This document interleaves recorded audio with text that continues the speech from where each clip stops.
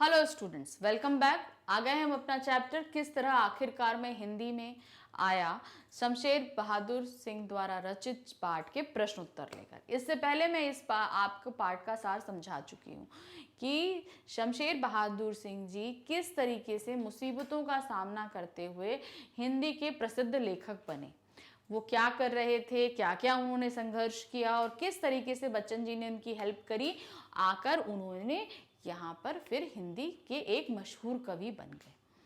अब इसी के पाठ पर आधारित आपसे कुछ पाठ्य पुस्तक में प्रश्न पूछे गए हैं। इन प्रश्नों को हम विस्तृत विवरण करेंगे कि किस तरीके से ये प्रश्नों के उत्तर देने हैं। हम आपको प्रश्न के उत्तर दे रहे हैं, लेकिन आप चाहें तो उनमें मनचाहा चेंज कर सकते हैं, लेकिन चेंज करने का मतलब ये नहीं है कि आप उस उत्तर का मतलब ही बदल दें। कहने का मतलब है कि आप उसमें अपनी विचारधाराओं को भी थोड़ा डाल सकते हैं। जैसे आपने ये पढ़ा तो उसमें ज़रूरी नहीं आप रट के एकदम यही लिख दो, आप चाहो तो उसमें थोड़े चेंजेस ला सकते हैं।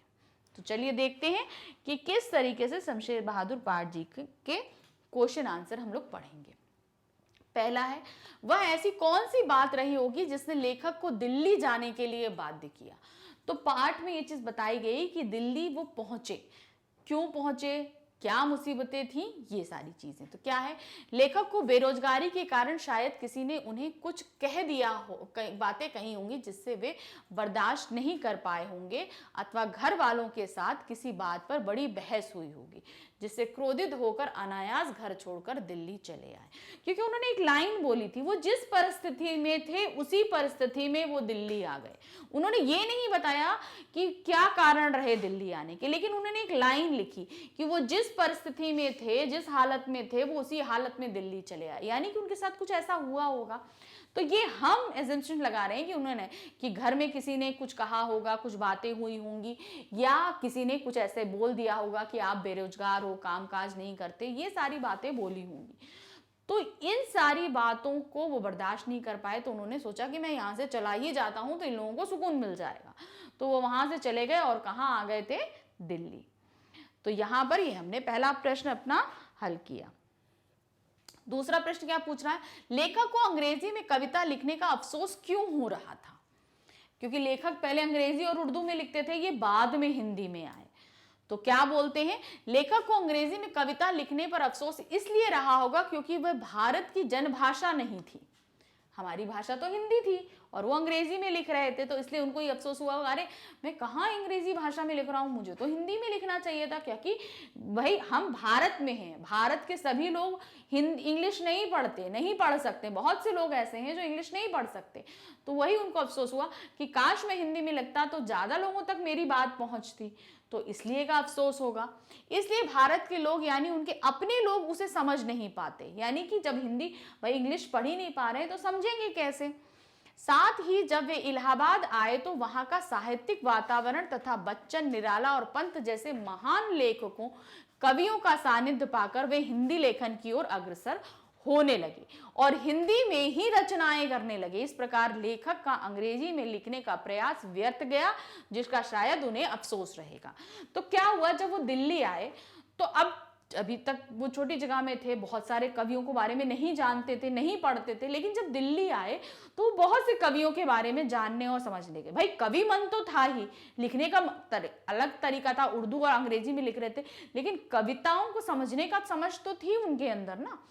तो जब उन्होंने यहाँ पर आकर हरिवंश राय बच्चन जी की, सूर्यकांत त्रिपाठी निराला जी की और सुमित्रा नंदन पंत जी की कविताएं पढ़ी, तो उन्होंने इनको प्रेरित किया कि हिंदी में तो बहुत अच्छा लिखा जा सकता है, तो क्यों नहीं मैं लिखता हूँ।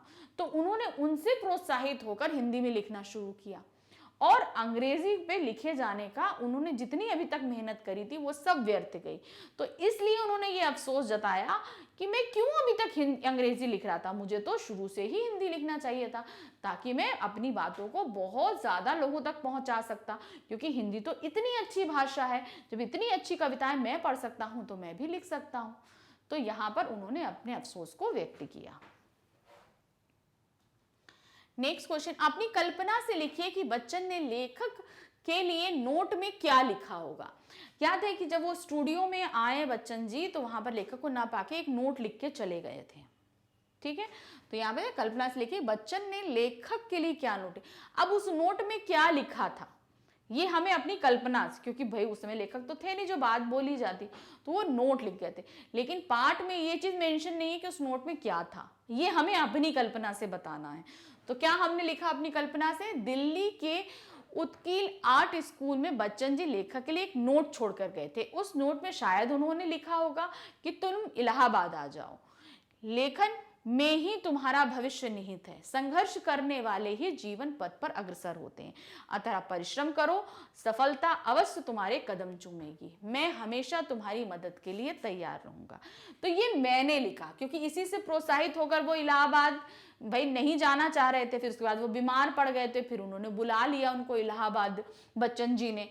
तो ये हम सिर्फ ये सोच सकते हैं कि उस पर क्या लिखा होगा। फिर उन्होंने जब नोट मिला तो एक और नोट लिखा था, लेकिन जिसे शमशेर बहादुर जी ने पोस्ट नहीं किया था। नोट के जवाब में एक नोट बच्चन जी के लिए लिखा था शमशेर बहादुर जी ने, जिसे पोस्ट नहीं किया, लेकिन बाद में उन्होंने पोस्ट किया था जब वो कहाँ थे? देहरादून में थे, तो पोस्ट किया था।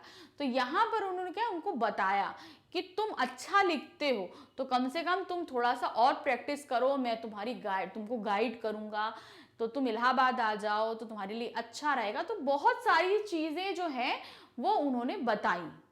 तो यहाँ पर बहुत सारी चीजें घटित हुई। तो ये सारी चीजें आप जैसे हमने लिखा, आप इसमें अपनी सोच डाल सकते हैं, क्योंकि यहाँ पर आपको क्वेश्चन में इस चीज की आजादी मिलती है कि आप क्या लिख सकते हैं, आप कितना सोच सकते हैं। तो यहाँ हमने अपनी सोच डाली है, आप चाहें तो आप अपनी सोच से भी इसमें कुछ लिख सकते हैं। नेक्स्ट क्वेश्चन, लेखक ने बच्चन के व्यक्तित्व के किन किन रूपों को उभारा है? लेखक बच्चन जी के बहुत आभारी रहे, क्योंकि वो मानते हैं कि हिंदी साहित्य में उनका नाम बच्चन जी की वजह से हुआ, यानी हरिवंश राय बच्चन जी की वजह से हुआ। अब वो इस चीज का आभार किस तरीके से प्रकट करेंगे, उन्होंने कैसे कैसे किया, हम इसमें लिखेंगे। तो क्या है, लेखक ने बच्चन के व्यक्तित्व के अनेक रूपों को उभारा, यानी उनका जो व्यक्तित्व था उसका क्या क्या रूप था, ये कैसे उभारा। पहला, बच्चन जी का स्वभाव संघर्षशील, परोपकारी, फौलादी संकल्प वाला था। कहने का मतलब ये कि भाई वो दृढ़ निश्चय थे कि भाई हम शमशेर बहादुर जी को यहाँ लेकर आएंगे, पढ़ाएंगे, करेंगे, और उन्होंने वो किया, पढ़ाया, उनको एक अच्छा कवि बनाया, सब कुछ किया, एमए में दाखिला कराया। साथ ही वो संघर्षशील व्यक्ति थे, वो भी एक नीचे तबके से संघर्ष करके ऊपर तक आए थे, मशहूर कवि बने थे। तो ये सारी चीजें बताई। फिर बच्चन जी समय के अत्यंत पाबंद होने के साथ साथ कला प्रतिभा के पारखी थे, मतलब वो समय के बहुत पाबंद थे, टाइम टू टाइम चीजें होनी चाहिए, मगर वो कला को ही पहचानते थे। ऐसा नहीं कि सिर्फ कविताएं लिख रहे हैं तो कविताओं को ही पहचानेंगे, लेकिन नहीं, वो कला की भी समझ अच्छे में रखते थे।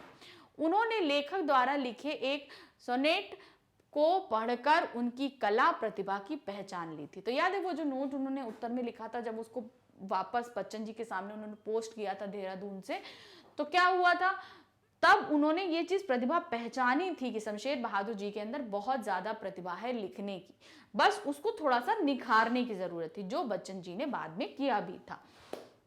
बच्चन जी अत्यंत कोमल और सहृदय मनुष्य थे, वे अपने वचनों का निर्वाह करने वाले व्यक्ति थे, मतलब जो वचन देते थे उसका पालन भी करते थे। तो ये सारी चीज थी। फिर वे हृदय से ही नहीं कर्म से भी परम सहयोगी थे, मतलब वो हृदय से ही नहीं थे, कर्म यानी कार्य भी करते थे दूसरों को सहयोग देने के लिए। उन्होंने न केवल लेखक को इलाहाबाद बुलाया बल्कि लेखक की पढ़ाई का सारा जिम्मा भी उठा लिया, एक जिम्मेदार अभिभावक की भूमिका भी निभाई, मतलब एक पेरेंट्स जैसे करता है ना, अपने बच्चों को पढ़ाता है, तो वो जिम्मेदारी भी बच्चन जी ने निभाई।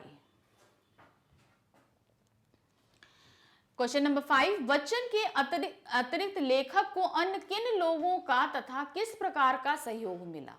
बच्चन जी ने तो बहुत सहयोग किया, मगर इसके अलावा भी बहुत से कई लोगों का सहयोग मिला उनके जीवन में, जैसे उनके बड़े भाई थे, बच्चन जी के पिताजी थे, और क्या कहते हैं दूसरे कवि थे। तो उन सब का हमें एक एक करके उदाहरण देना है, हम हेडिंग्स डाल के इनको लिख सकते हैं। तो पहला है लेखक को बच्चन के अतिरिक्त निम्नलिखित लोगों का सहयोग मिला। तो सबसे पहले थे तेज बहादुर, यानी कि लेखक के बड़े भाई। ये लेखक के बड़े भाई थे, ये आर्थिक तंगी के दिनों में उन्हें कुछ रुपए भेज के उनका सहयोग करते थे। यानी कि आर्थिक तंगी थी, जब वो दिल्ली आ गए थे, परेशानियां होती थी, तो कुछ पैसे उनको भेज दिया करते। दूसरे हैं बच्चन जी के पिताजी। जब लेखक इलाहाबाद में आकर बस गए तो उन्हें स्थानीय अभिभावक की आवश्यकता थी। तब हरिवंश राय बच्चन के पिताजी ने उनका अभिभावक बनना स्वीकार किया। मतलब होता है ना, एक गाइडेंस जरूरी होती है कि हर जगह लिखना होता है आपका क्या चीज है, कोई गाइड, कोई बड़ा करने वाला। तो वो काम किसने किया था? बच्चन जी के पिताजी ने। फिर है सुमित्रानंदन पंत और निराला जी। लेखक को इलाहाबाद में पंत जी और निराला जी जैसे हिंदी के सुप्रसिद्ध कवियों का सानिध्य प्राप्त हुआ जब वो प्रेस में काम कर रहे थे, जिन्होंने हिंदी लेखन में लेखक को भरपूर सहयोग दिया। सुमित्रानंदन पंत ने लेखक को इंडियन प्रेस से अनुवाद का काम दिलाया। उन्होंने लेखक द्वारा लिखी कविताओं में कुछ संशोधन भी किए। मतलब अब ये लोग तो प्रसिद्ध कवि थे, तो जो कवि लिखते, अब तो तुमने नया नया लिखना शुरू किया था शमशेर जी ने, तो जो भी होता था उसमें संशोधन कर देते थे। नहीं ऐसे नहीं, तुम ऐसे करो, या इस वाक्य की जगह तुम ये वाक्य लिख सकते हो, या ये शब्द इस्तेमाल करो, ज्यादा प्रभावी होगा। तो वो सारी चीजें बताई। उसके अलावा उन्होंने इंडियन प्रेस में भी काम दिलाया, क्योंकि भाई पढ़ने लिखने का थोड़ा सा आर्थिक परिस्थितियां भी सही होनी चाहिए। तो इंडियन प्रेस में उनको काम दिलाया ताकि उनकी आर्थिक परिस्थितियां भी ठीक रहें, वो किसी के ऊपर डिपेंडेंट नहीं रहे। फिर ससुराल पक्ष की तरफ, लेखक जी की वाइफ तो गुजर चुकी थी, लेकिन ससुराल पक्ष उन्हें तब भी मदद कर रहा था। क्या था? जिन दिनों विधुर लेखक आजीविका कमाने के लिए संघर्ष कर रहे थे, तब ससुराल वालों ने उन्हें अपनी दुकान पर कंपाउंडरी का प्रशिक्षण दिया। तो क्या है, देहरादून गए थे ना कंपाउंडरी का प्रशिक्षण, तो वो कहाँ था? वो उनके ससुराल पक्ष की दुकान थी, जहां पर वो कंपाउंडरी का प्रशिक्षण ले रहे थे। फिर एंड में बच्चन जी। लेखक को सबसे ज्यादा सहयोग बच्चन जी से प्राप्त हुआ। जैसे कि हमने पाठ में पढ़ा कि सबसे ज्यादा सहयोग किससे प्राप्त हुआ था? बच्चन जी से, जिन्होंने इलाहाबाद बुलाकर लेखक को एमए करने के लिए प्रेरित किया और पढ़ाई का पूरा खर्च उठाया और कदम कदम पर अपना मार्गदर्शन और सहयोग प्रदान किया।